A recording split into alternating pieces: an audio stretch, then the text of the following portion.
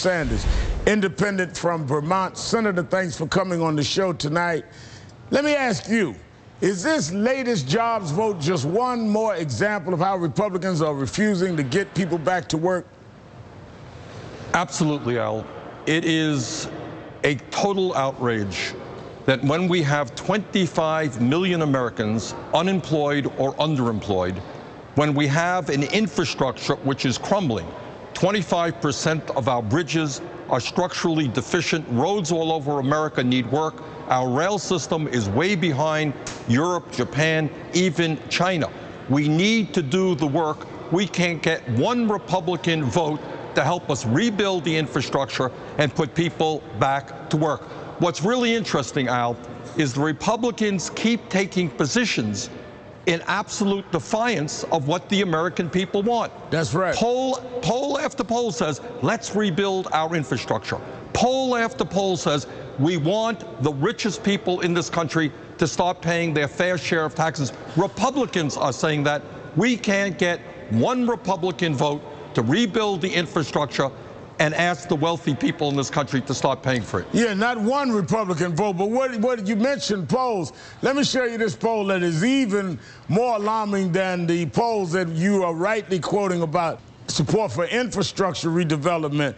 The poll of voters in Florida, not just of regular voters, but the voters in Florida, key state, 49% of the voters say they believe that Republicans are trying to tank the economy on purpose. Almost half the voters in Florida think they are purposely trying to tank the economy to defeat this president. Well, I think that 49% are pretty much right. You know, I heard John Boehner a moment ago talking about they're trying to create jobs. That is totally absurd. They're doing nothing to create jobs. They're obstructing every single effort out there. All they have is their old mantra: more tax breaks for the rich and large corporations. That will create jobs. Al, we saw that movie during the Bush administration, and they lost 600,000 private sector jobs after 8 years of Bush.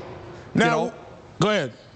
No, that's okay. Now, when you talk about they are with Boehner and what they're talking about in terms of jobs, when you mention what their plan is and what Mr. Boehner is discussing, look at the Senate plan for jobs. This is what they propose to create jobs. Their plan: delay EPA rules on harmful emissions, delay current and pending federal regulations, require congressional approval for new federal regulations. It's all deregulation, right. And it's all, let's just neutralize or negate EPA from doing anything. It has nothing to do with creating active jobs for the unemployed in this country.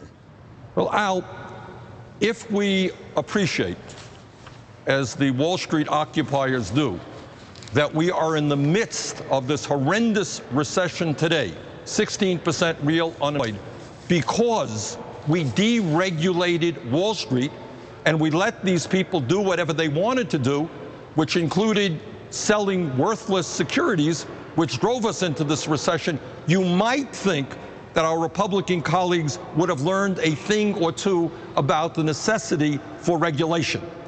But they haven't. It is really quite extraordinary. Well, I think you are right. I like you, have supported the people that have raised the right issues in this Occupy Wall Street movement. I also hope we occupy some voting booths so we can have those that don't believe in jobs join the unemployed. Senator Sanders, thank you for your time this evening. Still ahead, Mitt Romney's massive giveaway to his friends, the corporations, including more than $8 billion